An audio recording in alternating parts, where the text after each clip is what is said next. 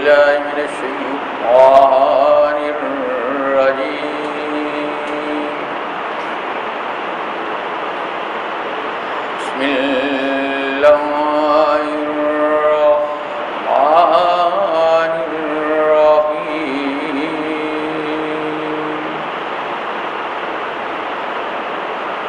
ما كان على النبي من خرج فيما فرض الله له. سنة الله في الذين خلوا من قبل وكان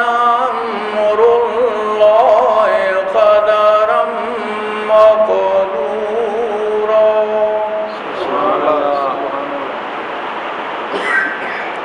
الذين يبلغون رسالات الله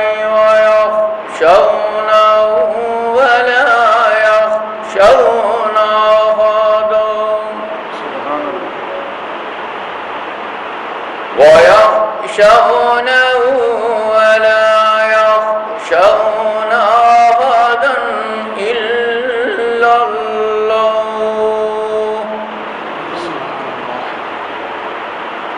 وكفى بالله حسيبا. ما كان محمد أبا أحد من رجالكم ولكن رسول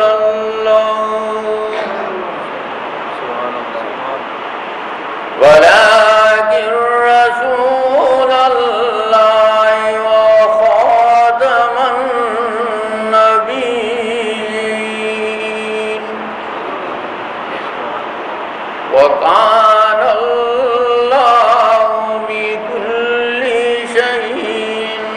عليما. صدق الله العظيم. نبی پر کوئی حرج نہیں اس کام کے بارے میں جو اللہ نے اس کے لیے فرض ٹھہرایا. یہ اللہ کی سنت جو پہلے لوگوں میں بھی گزر چکی اور اللہ کا امر ایک مقرر تقدیر. جو لوگ اللہ کے پیغامات پہنچاتے ہیں وہ صرف اس سے ڈرتے ہیں اور کسی سے نہیں ڈرتے سوائے اللہ کا، اور اللہ کافی حساب لینے والے ہیں. محمد صلی اللہ علیہ وسلم تمہارے مردوں میں سے کسی کے باپ نہیں، لیکن وہ اللہ کے رسول اور خاتم النبیین ہیں، اور اللہ ہر شے کو جانتا ہے. وآخر دعوانا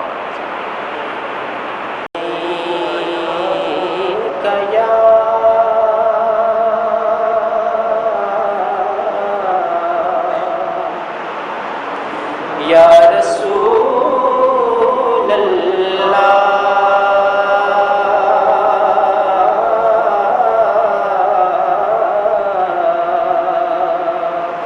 وسلم علیک یا حبیب اللہ صلی اللہ علیہ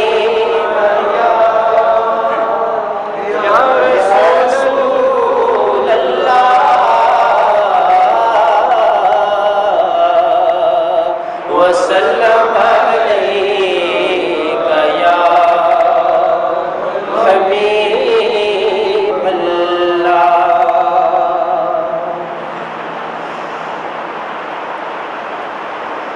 میرے نبی پیارے نبی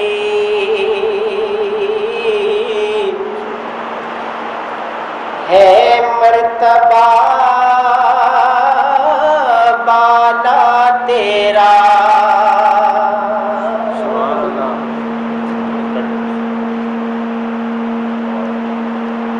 نعرہ تکبیر اللہ اکبر نعرہ رسالت یا رسول اللہ نعرہ رسالت یا رسول اللہ اہل سنت اللہ میرے نبی پیارے نبی ہے مرتبہ بالا تیرا میرے نبی پیارے نبی ہے مرتبہ بالا تیرا میرے نبی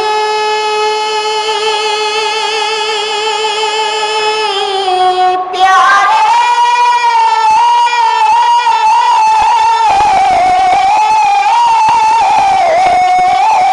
نبی ہے مرتبہ بالا تیرا مرتبہ بالا تیرا جس جا کوئی پہنچا نہیں دیکھا وہاں تلوا تیرا جس جا کوئی پہنچا نہیں دیکھا وہاں تلوا تیرا میرے نبی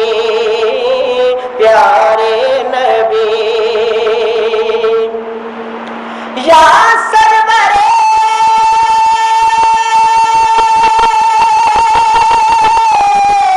دنیا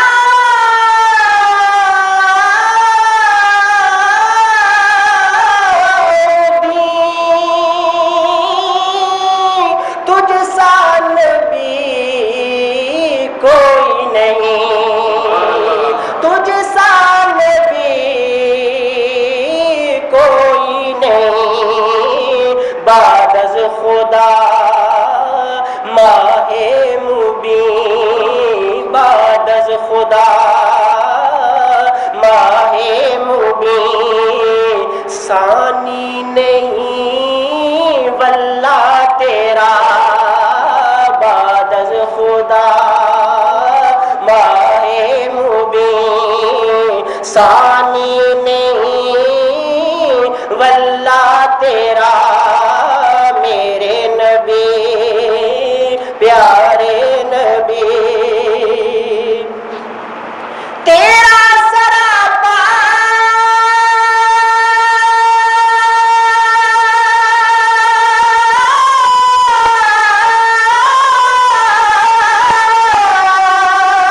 یا نبی تفسیر ہے قرآن کے تیرا سراپا یا نبی تفسیر ہے قرآن کی واللیل طٰہٰ جبیں واللیل طٰہٰ جبیں والشمس ہے چہرہ تیرا واللیل طٰہٰ جبیں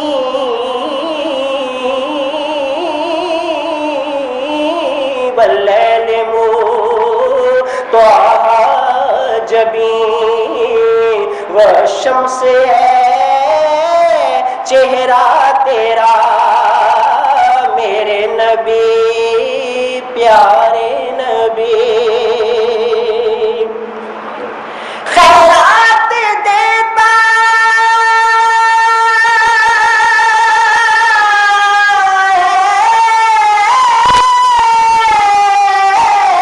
خدا ہر وقت تیرے نام کے خیرات دیتا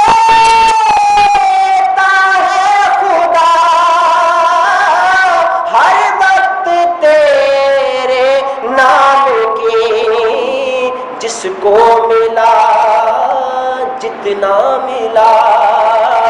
جو کچھ ملا صدقہ تیرا نعرہ تکبیر، نعرہ رسالت، جس کو ملا جتنا ملا جو کچھ ملا صدقہ تیرا میرے نبی پیارے نبی یا مصطفیٰ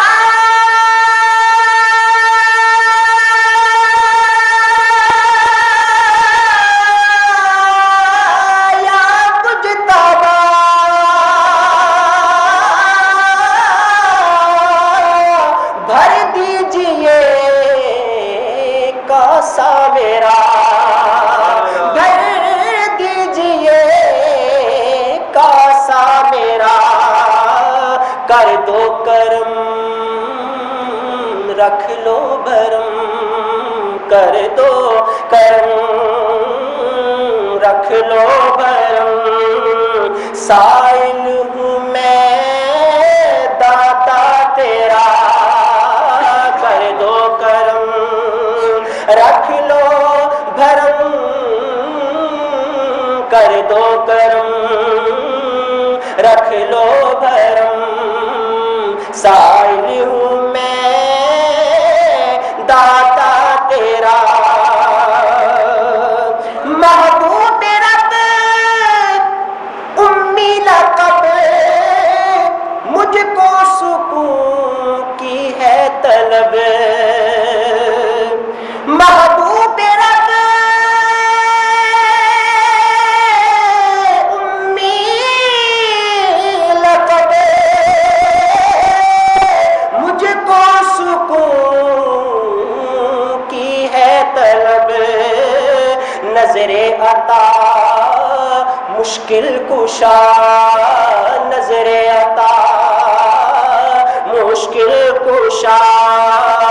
مشکل میں ہے بندہ تیرا نظر عطا مشکل کشا نظر عطا نظر عطا مشکل کشا مشکل میں ہے بندہ تیرا میرے نبی پیارے نبی اے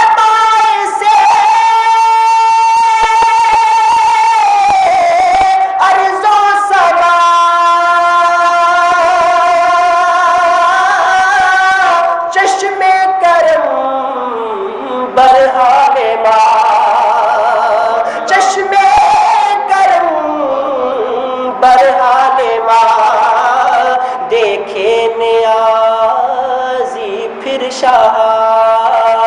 وہ گنبد خضرا تیرا دیکھے نیازی پھر شاہ وہ گنبد خضرا تیرا میرے نبی پیارے نبی ہے مرتبہ بالا تیرا جس جا کوئی پہنچا نہیں دیکھا وہاں طلبہ تیرا اعوذ باللہ من الشیطان الرجیم بسم اللہ الرحمن الرحیم ومن زحزح عن النار وادخل الجنة فقد فاز وما الحیاۃ الدنیا الا متاع الغرور صدق اللہ العظیم کچھ اعتباروں سے ہماری گفتگو ان بندے کے جو آخری مراحل ہوتے ہیں زندگی کے ان پر چل رہی ہے یعنی بندہ جب یہ زندگی گزار کے دنیا سے رخصت ہو رہا ہوتا ہے تو اس کا نزع کا وقت ہوتا ہے تو وہ اس نزع کے بارے میں جو احوال پیش آتے ہیں ان کے بارے میں گفتگو کی گئی ہے اور پھر اس کے بعد اس کو کفن دینا، کفنانا، اور ان مراحل پر گفتگو کی گئی ہے. پھر جنازہ، نماز جنازہ، اور اس کی تدفین، اور پھر اس کو لحد میں رکھنا. ان مراحل سے ہم کئی اعتباروں سے گفتگو کر رہے ہیں. میں نے پہلے ایک دفعہ نماز کے سلسلے میں گفتگو کی تھی کئی جمعوں میں، تو وہ خطبات دائم بسلسلہ نماز کے عنوان سے چھپے ہیں، تو ان کی بہت مقبولیت ہے، لوگ بہت اس کو طلب کرتے ہیں اور بہت مانگ ہے. تو مجھے خیال آیا کہ بھئی یہ بھی ایک زندگی کا مرحلہ ہے، اور اس میں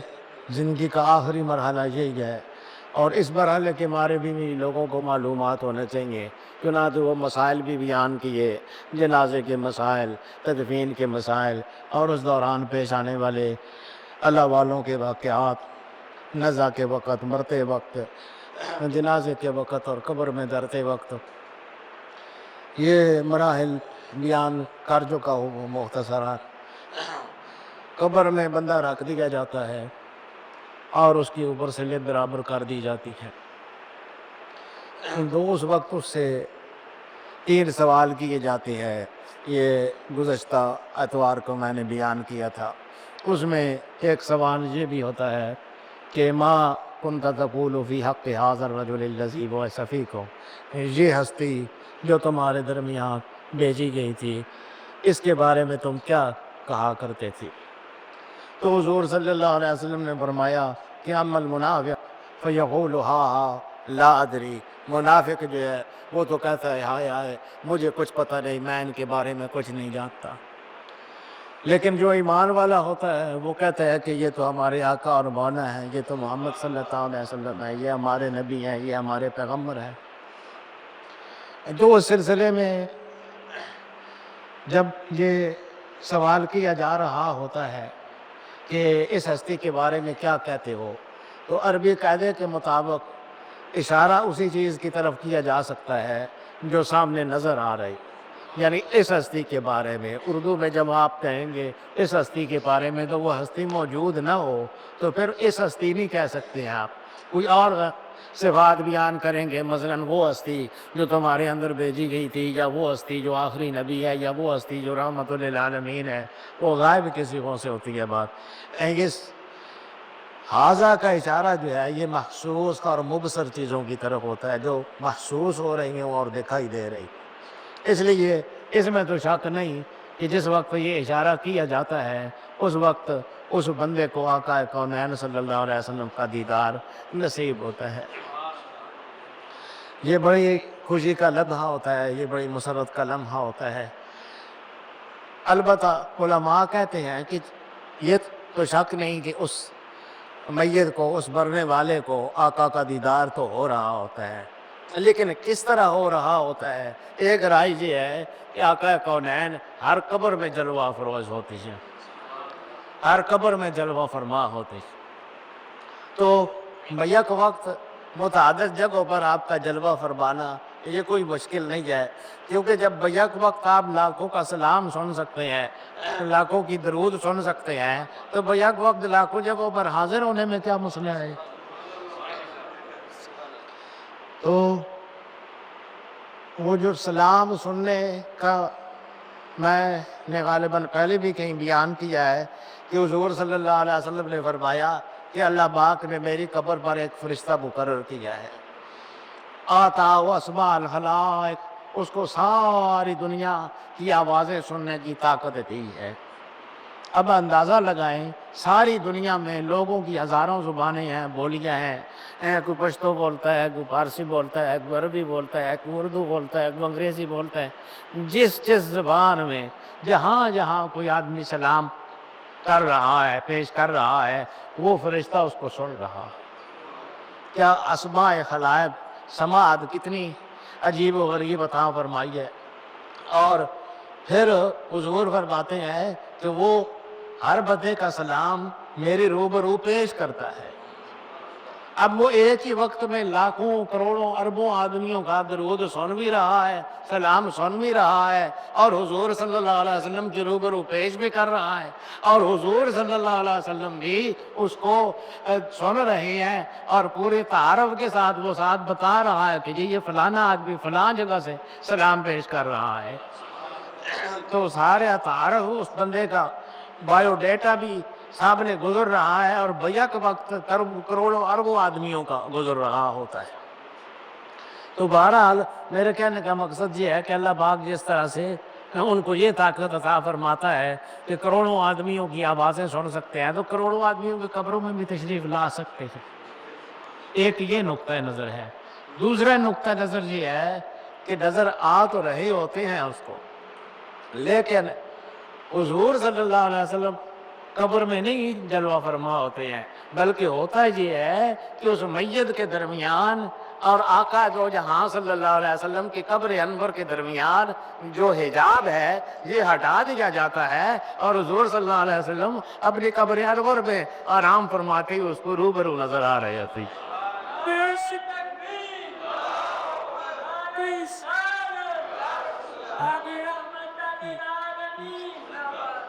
محققین علماء نے اس کو شان رسالت کے قریب تر قرار دیا ہے کہ حضور صلی اللہ علیہ وسلم کا ہر قبر میں جانا اس کی بنسبت حضور اپنی جگہ پر آرام فرما ہو اور بندے کی گویا حاضری ہو جائے، وہاں پر بندے کو دیدار ہو جائے، یہ زیادہ بہتر طریقہ ہے۔ بہرحال یہ اشارہ کیا جاتا ہے، اور پھر اس کے بعد جب بندہ ایمان والا ہوتا ہے تو پھر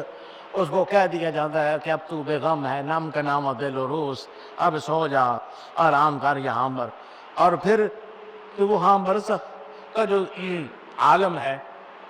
اس کے حالات ہم پورے طور پر نہیں جان سکتے ہیں، کیونکہ وہ ایک جہان ہی دوسرا ہے۔ وہاں کی کوئی شے ہمارے ذہن میں موجود نہیں ہے کہ وہ ہمارے اس خیال میں یا ہمارے تصور میں آ سکے، جس کو ہم دیکھ کے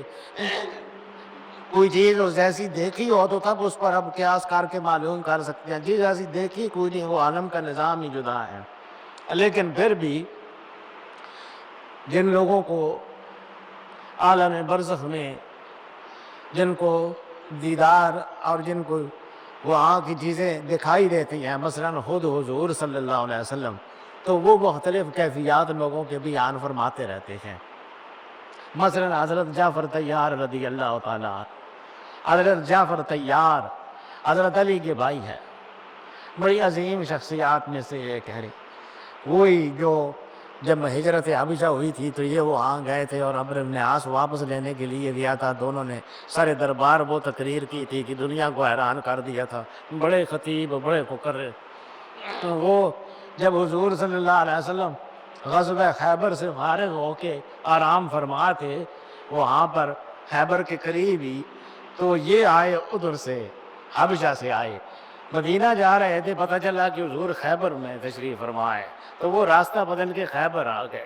تو حضور صلی اللہ علیہ وسلم نے ان کو دیکھا، ان کے ساتھ بہت محبت تھی، بہت پیار تھا، تو اٹھ کھڑے ہوئے اور بازو پھیلا کے ان کے لیے کھڑے ہو گئے، اور وہ آئے، ان کو سینے سے لگایا اور بوسہ دیا ان کے ماتھے پر، اور کہا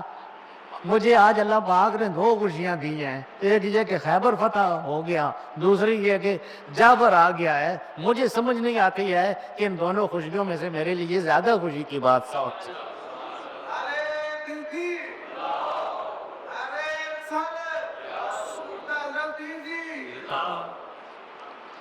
یہ ایک غزوہ میں لڑتے ہوئے اس طرح شہید ہوئے کہ اس میں ان کا پہلے ایک بازو کٹ گیا، غزوہ موتا میں شہید ہوئے تھے یہ، تو یہ ان کا پہلے ایک بازو کٹ گیا، پھر دوسرا بازو کٹ گیا۔ بہرحال وہ اسی طرح جسم گویا وہ ٹکڑے ٹکڑے ہو کے بٹ گیا، اور اس طرح یہ دنیا سے رخصت ہوئے، شہادت اس طرح سے ہوئی ان کی۔ تو حضور صلی اللہ علیہ وسلم نے فرمایا کہ جعفر کو اللہ پاک نے ان دو بازوؤں کے عوض جو دنیا میں تھے اس کے، وہ جو کہ کٹ گئے اللہ کی راہ میں، تو مرنے کے بعد اللہ پاک نے اس کو دو پر دے دیے ان کے بازوؤں کے بدلے میں، اور وہ ان پروں کے ساتھ جنت میں جہاں چاہتا ہے اڑتا پھرتا ہے۔ اس لیے ان کو جعفر طیار کہا جاتا ہے، یعنی اڑنے والے۔ حضرت جعفر یہ اڑ سکتے تھے، اڑتے ہیں ان اپنے پروں کے ساتھ، اور ان کو ذوالجناحین بھی کہا جاتا ہے، یعنی دو پروں والے۔ ایک دفعہ حضور صلی اللہ علیہ وسلم تشریف فرما تھے، اور بھی گھر کے خاندان کے افراد بیٹھے ہوئے تھے، تو اچانک اوپر دیکھا، فرمایا وعلیکم السلام۔ سب حیران ہوئے تھے، یہ حضور صلی اللہ علیہ وسلم نے وعلیکم السلام کس کو کہا ہے؟ حضور صلی اللہ علیہ وسلم نے فرمایا کہ جعفر ملائکہ کی ایک جماعت کے ساتھ یہاں سے گزر رہا تھا، اس نے سلام کیا ہے، میں نے اس کے سلام سجو۔ تو اب ایک ہم گناہگاروں کا برزخ ہوتا ہے، ایک ان اللہ والوں کا برزخ ہے، وہ جہاں چاہتے ہیں پھرتے ہیں، جنت میں چاہے تو پھرتے ہیں، اس عالم میں چاہے تو پھرتے ہیں، حضور صلی اللہ علیہ وسلم پر سلام پیش کرتے ہیں، حضور صلی اللہ علیہ وسلم ان کے سلاموں کے جواب دیتے ہیں، اور وہ ان کے جواب کو سنتے ہیں۔ تو یہ اعلیٰ درجے کی جو حیات ہوتی ہے، برزخی حیات، اس حیات کے ساتھ وہ زندہ ہوتے ہیں۔ تو یہ ایک اعلیٰ درجے کی گویا کہ برزخی زندگی ہے۔ اعلیٰ حضرت نے ایک بنکبت لکھی ہے، حضرت علی کرم اللہ وجہہ، فارسی میں ہے، تو اس میں انہوں نے حضرت علی کے جو اعلیٰ رشتے ہیں ان کو ذکر کیا ہے، یعنی آپ کون کون ہستیاں جو ہیں آپ کی کیا لگتی ہیں۔ تو اس حوالے سے انہوں نے ان کا بھی ذکر کیا ہے، حضرت جعفر کا۔ وہ اس کا آغاز اس طرح سے ہوتا ہے، السلام اے احمدت سیرو برادر آمدہ، السلام اے احمدت سیرو برادر آمدہ، یعنی سلام ہو آپ پر اے علی کرم اللہ وجہ، سلام ہو آپ پر کہ احمد صلی اللہ علیہ وسلم جو ہیں وہ آپ کے سسر بھی ہیں اور آپ کے بھائی بھی لگتے ہیں، یعنی چچا زاد ہیں، چونکہ وہ حضور صلی اللہ علیہ وسلم کے، اس لیے حضور صلی اللہ علیہ وسلم ان کے بھائی ہیں۔ اور انہوں نے کہا بھی ہے کہ انت اخی فی الدنیا والآخرہ، تو دنیا آخرت میں میرا بھائی ہے۔ تو وہ حضرت علی پر سلام پیش کرتی ہوئے کہتے ہیں، السلام اے احمدت سیرو برادر حامدہ، حمزہ سردار شہیدہ ہم اکبر آمدہ، حمزہ سردار شہیدہ، سارے شہیدوں کا سردار حمزہ جو ہے وہ ہم اکبر آمدہ، وہ بڑے چچا ہے، تایا ابو ہے آپ کے، ان کے ساتھ یہ رشتہ ہے آپ کا ساتھ۔ جعفر کو میں پر صبح مسابہ قدسیاں، وہ جعفر جو اڑتا ہے صبح شام ماں قدسیاں، فرشتوں کے ساتھ جو اڑتا پھرتا ہے، وہ بعد ہم بطن مادر آمدان، وہ آپ کے ساتھ ماں کے پیٹ میں، وہ آپ کے ساتھ رہے، ہم مسکن رہے، بعد ہم مسکن بطن مادر آمدہ، وہ آپ کے ساتھ ہم مسکن رہے، ماں کے پیٹ میں وہ بھی رہے آپ بھی رہے۔ تو یہ حضرت جعفر کا اس انداز سے دنیا سے جانا اور عالم برزخ میں اس شان سے رہنا، یہ اس لیے کہ انہوں نے اپنی جان اس طرح راہ خدا میں قربان کی تھی کہ انگ انگ کٹ کے گر گیا تھا آپ کا، تو ان کو اس کے بس یہ اعزاز اللہ پاک نے عطا فرما دیا۔ بہرحال نیک اور صالح اعمال ہوں تو برزخ کی زندگی بہت اعلیٰ ہو سکتی ہے، بہت عمدہ ہو سکتی ہے، اس لیے اس کے لیے کوشش کرنی چاہیے، جدوجہد کرنی چاہیے۔ اعمال صالحہ بڑا ذریعہ ہے نجات کا، اور اللہ والوں کی ساتھ نسبت یہ بھی بڑا ذریعہ ہے نجات کا۔ بہت سے واقعات اس حوالے سے میں آپ کو سنا چکا ہوں، اور اب رمضان آ رہا ہے، اور یہ ہماری اس محفل جو اتوار، جو کہ رمضان میں اتوار کا پروگرام نہیں ہوتا ہے، اس لیے یہ اتوار یہ کوئی آخری پروگرام ہے کوجوں کا، اور اس لیے یہ ہماری گفتگو جو ہے وہ سمٹتے ہوئے اس پر آ رہی ہے کہ ہم بندے کو قبر کے مراحل سے گزر کر بالآخر پیش ہونا ہے بارگاہ سمدیت میں، رب العالمین کے سامنے روبرو پیش ہونا ہے، وہ حشر کا دن ہے، وہ بڑا مشکل دن ہے۔ یوم یقوم الناس لرب العالمین، جب لوگ رب العالمین کے سامنے دست بستہ کھڑے ہوں گے، اور وہ وقت بہت محتاجی کا ہوگا، وہاں کوئی یار نہیں ہوگا، کوئی دوست نہیں ہوگا، کوئی مددگار نہیں ہوگا۔ یوم یفر المرء من اخیہ، بندہ اپنے بھائی سے بھاگ رہا ہوگا، تو ابھی اپنے باپ سے بھاگ رہا ہوگا، وصاحبتہ وبنیہ، اپنی بیوی سے بھاگ رہا ہوگا، اپنے بیٹوں سے بھاگ رہا ہوگا، ہر ایک کو اپنی پڑی ہوگی۔ لکل امرئ منھم یومئذ شأن یغنیہ، اس دن ہر ایک جو ہے وہ اپنی فکروں میں مبتلا ہوگا۔ البتہ ایک آقا کونین صلی اللہ علیہ وسلم ہے جو امت کی فکر میں لگے ہوں گے۔ اللہ پاک نے ان کو شفاعت کا مقام عطا کیا، شفاعت کبریٰ، مقام محمود وہی شفاعت کبریٰ کا مقام ہے۔ وہ اتنا بڑا مقام ہے کہ تب امت اور امتی تو رہے ایک طرف، انبیاء کرام جو امتوں کی طرف بھیجے گئے وہ بھی اس دن حضور صلی اللہ علیہ وسلم کی شفاعت کے منتظر ہوں گے اور شفاعت کے طلبگار ہوں گے۔ تو اس وقت حدیث شریف میں آیا ہے کہ حضور صلی اللہ علیہ وسلم فرماتے ہیں کہ میں بارگاہ رب العزت میں حاضر ہوں گا، کیونکہ آپ بہت مزاج شناس ہیں رب العالمین کے مزاج کو بہت زیادہ پہچاننے والے ہیں، اور تو آپ کو یہ پتہ ہے کہ اللہ پاک کو عاجزی، تواضع، انکساری یہ بہت زیادہ پسند ہے۔ تو اس لیے حضور فرماتے ہیں کہ میں وہاں جاؤں گا فأخر ساجدا، میں سجدے میں گر جاؤں گا، سجدے میں پڑا ہوا میں اللہ کی تسبیح، اللہ کی حمد، اللہ کی ثنا کرتا رہوں گا۔ آخر دریائے کرم جوش میں آئے گا، اور دریائے کرم کس قدر جوش میں آئے گا؟ اللہ پاک فرمائے گا یا محمد ارفع راسک، اے محمد صلی اللہ علیہ وسلم ارفع راسک، اپنا سر اٹھائیے، واشفع تشفع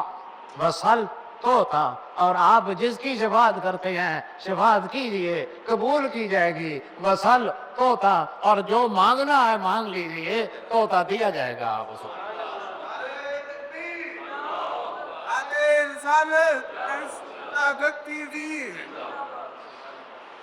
تو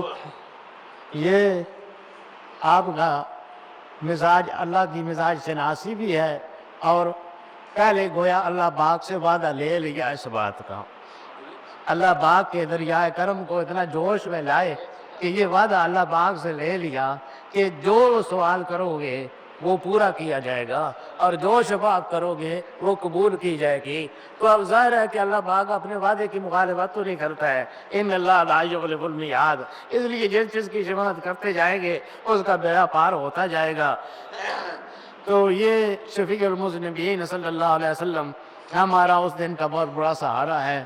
جدوں رب نے فرمایا اشفع تشفع، یہ نقطہ میں نے اپنی ہندکوں کی نعت میں بیان کیا ہے، جدوں رب نے فرمایا اشفع تشفع، شفاعت کی تعظم واری سنبھالی، یعنی یہ نہیں کہ جاتے ہی شفاعت شروع کر دی، گئے تو دے اللہ کے دربار میں، گئے بھی شفاعت ہی کے لیے تھے، لیکن پہلے وعدہ لیا، اس لیے وہ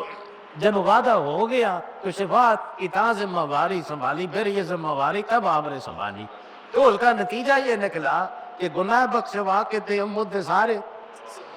گناہ بخشوا کے دے امت سارے، وعدہ تو پہلے ہو چکا تھا نا کہ وشفع تشفع رسل تو تھا، اس لیے وعدہ ہو گیا تھا،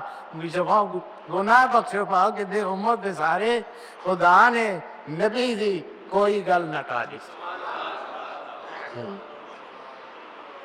تو اس وقت وہ دن ہوگا جب دنیا ہر ایک کو اپنی پڑی ہوگی، ایک مصطفیٰ ہوں گے جو آگے بڑھ رہے ہوں گے شفاعت کے لیے، بارگاہ رب العالمین میں پیش ہو رہے ہوں گے۔ وہ ایک قاضی کی نعت کا بھی شعر ہے، پتہ نہیں ہٹنے لگے میرے آقا، عشر میں سب رسول کی شعر، عشر میں سب رسول کی شعر، لیکن آقا علیہ بتائے ہاں حشر میں سب رسول پیچھے ہٹنے لگے، لیکن آقا میرے آگے بڑھنے لگے۔ اتنی اپنی پڑی سی آدھے کو ارے اپنی پڑی تھی ہر ایک کو وہاں، مصطفیٰ ہاں رب کو پھر مصطفیٰ ہی منانے لگے، رب کو پھر مصطفیٰ ہی منانے لگے۔ تو یہ مناظر ہیں، ہر بعض اوقات آدمی کسی نہ کسی طریقے سے اس کو بیان کرتا ہے۔ اعلیٰ حضرت کو چونکہ بہت زیادہ محبت حضور صلی اللہ علیہ وسلم سے تھی، تو انہوں نے ایک شفاعت پر پوری نظم لکھ دی ہے، پیش یک مجدہ شفاعت کا سناتے جائیں گے، وہ رلا خود روتے جائیں گے، ہم کو وساتے جائیں گے۔ اس طرح سے پوری نظم شفاعت کی موضوع پر ہے، اگر آپ اس کو پڑھیں تو لطف ہی آ جاتا ہے۔ اس میں کیا کیا شفاعت کی مختلف انداز بیان کیے انہوں نے، اور کیا کیا اس میں انہوں نے نزاکتیں اٹھائی ہیں اور ابھاری ہیں۔ تو بہرحال یہ وہ تو ہوئی شفاعت، وہ ایک بڑا مرحلہ ہے، وہ تو ہوئی اپنی جگہ پر، لیکن ساتھ خصوصی عنایات بھی بعض مقاماتوں پر چلتی رہتی ہیں۔ مثلا ایک صحابی نے پوچھا کہ یا رسول اللہ وہ ادھر حشر میں تو بڑی دنیا ہوگی، میں وہاں اگر آپ کو ڈھونڈنا چاہوں تو میں وہاں کہاں آپ کو طلب کروں؟ تو حضور صلی اللہ علیہ وسلم نے فرمایا کہ بس 3 جگہیں ہیں، ترتیب تو مجھے پوری طرح یاد نہیں آ رہی، لیکن بہرحال حضور صلی اللہ علیہ وسلم نے فرمایا کہ ایک جگہ میرے ملنے کی میزان ہے جہاں اعمال تول رہے ہوں گے۔ وہ کیسا موقع، کیسی جگہ تلاش کی حضور صلی اللہ علیہ وسلم نے؟ فرمایا کہ میں میزان پر کھڑا ہوں گا اور وہاں پر اعمال رکھے جا رہے ہوں گے، برائیوں کا پلڑا جس کا جو کیا وہ خسارے میں رہا، اور اچھائیوں کا پلڑا جس کا جو کیا وہ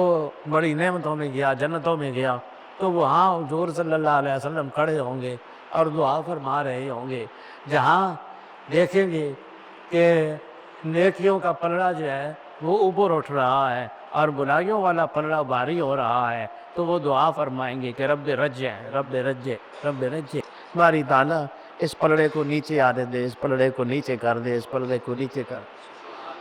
اور بعض روایات بھی یہ بھی ہے کہ حضور صلی اللہ علیہ وسلم وہاں پر ایک رکا رکھیں گے اور اس رکے کے ساتھ ہی وہ پلڑا جھک جائے گا، تو وہ شخص حیران ہو کے عرض کرے گا کہ یا رسول اللہ یہ کیا چیز آپ نے رکھی ہے؟ فرمایا یہ درود ہے جو تو نے مجھ پر ایک وقت پہ پڑھا تھا، میں نے سنبھال کر رکھا ہوا تھا، آج تیری ضرورت تھی میں نے تیرے پلڑے پر رکھ دیا ہے۔ اور فرمایا کہ دوسری جگہ جو مجھے ڈھونڈنے کی ہے وہ پرصراط ہے، وہ بھی ایک مشکل وقت ہوگا، لوگ پرصراط سے گزر رہے ہوں گے اور وہاں جو بھی کمزور ایمان والا ہوگا ڈگمگائے گا اور جہنم میں گرے گا، یا اگر اعمال خراب ہیں جنت کا مستحق ہے لیکن کچھ زیادہ اچھے اعمال نہیں کیے تو وہ کسی نہ کسی طرح ڈگمگاتا ڈگرتا پار چلا جائے گا۔ اور کچھ جو ہے حضور صلی اللہ علیہ وسلم نے فرمایا فَمِنْهُم مَن يَمُرُّ كَالْبَرْقِ الْخَاطِفِ، کوئی تو ایسے ہوں گے کہ وہ یوں گزر جائیں گے جس طرح بجلی چمکتی، بس ادھر پاؤں رکھا اور وہ اوپر صراط کو پار کر کے جنت میں داخل ہو گئے، برق خاطف کی طرح اس پر سے گزر جائیں۔ اور کچھ ایسے لوگ بھی ہوں گے کہ وہ جب پل سے گزر رہے ہوں گے تو نیچے سے جہنم فریاد کرے، جہنم کی فریاد نیچے سے آئے گی کہ جل یا مومن فَإِنَّ نُورَكَ أَطْفَأَ حَرَارَتِي، اے مومن جلدی سے گزر جا کہ تیرے نور کی وجہ سے میری تو حرارت ہی، میری تو گرمی ایمان پڑتی جا رہی ہے، میں تو بجھنے لگی ہوں تیرے نور کی وجہ سے۔ اور کچھ ہم جیسے لوگ ہوں گے جو عمل خاص پاس نہیں ہوگا تو پھر ہم جیسوں کے لیے حضور صلی اللہ علیہ وسلم وہاں کھڑے دعا کر رہے ہوں گے، رب سلم رب سلم رب سلم، باری تعالیٰ ان کو سلامتی سے پار گزر جانے دے، ان کو پار گزر جانے دے، ان کو پار لگ جانے دے، ان کو اس پر صراط سے بخیریت گزر جانے دے۔ یہ دعائیں کر رہے ہوں گے، ہاتھ اٹھائے ہوں گے امت گزر رہی ہوگی. اللہ حضرت فرماتے ہیں پائے کوبا پل سے گزریں گے رضا، پائے کوبا پل سے گزریں گے رضا، رب سلم کی صدا پر وجد لاتے جائے. وہی پائے کوبا یعنی ہمارے پاؤں ڈگمگا نہیں رہے ہوں گے، بلکہ ہم تو پاؤں کوڑتے ہوئے اور رقص کرتے ہوئے اور ناچتے ہوئے جا رہے ہیں. اسے پائے کوبا پل سے گزریں گے رضا، ہم پاؤں کوڑتے ہوئے ناچتے ہوئے وجد میں لہراتے ہوئے مزے سے پار جا رہے ہوں گے. رب سلم کی صدا پر وجد لاتے جائیں گے، کیونکہ آقا رب سلم کہہ رہے ہوں گے اور ہم ان کی صدا پر وجد میں آ کے پائے کوبا پار گزر رہے ہوں گے. یہ کیا عجیب منظر کیسی پی حضرت. پائے کوبا پل سے گزریں گے رضا، رب سلم کی صدا پر وجد لاتے جائیں گے. اور ایک اور جگہ یہی بات اور طرح بیان کی ہے.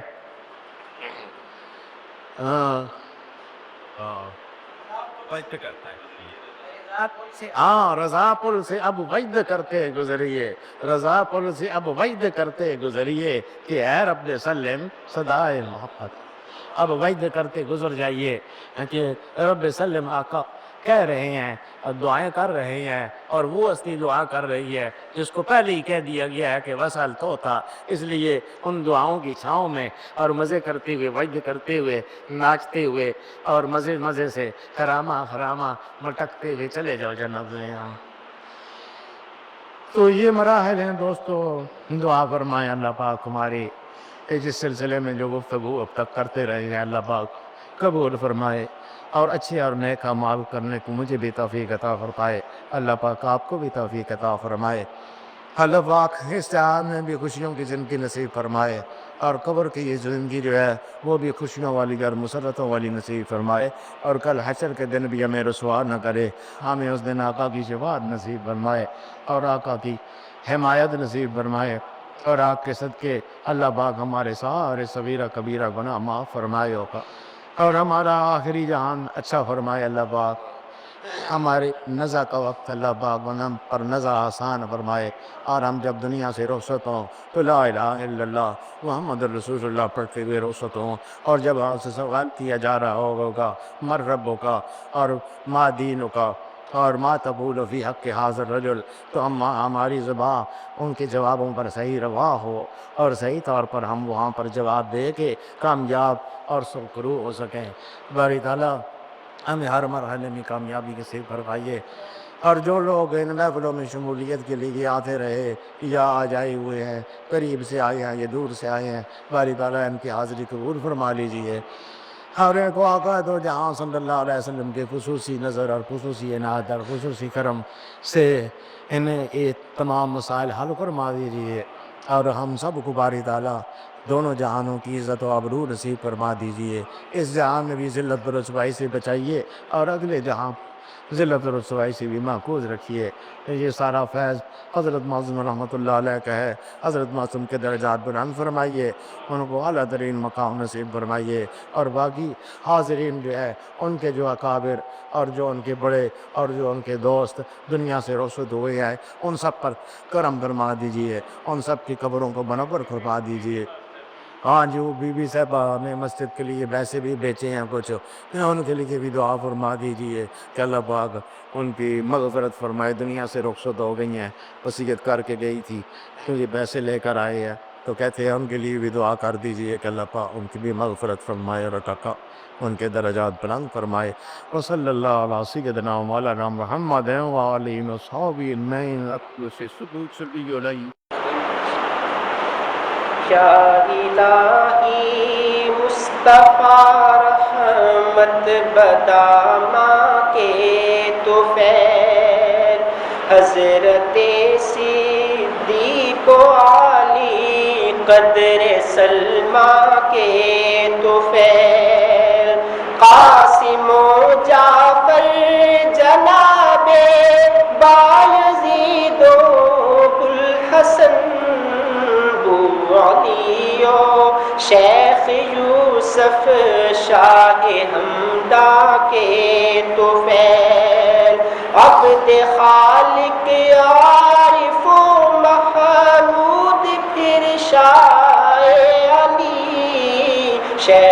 مسماسی و میرے بزم عرفاں کے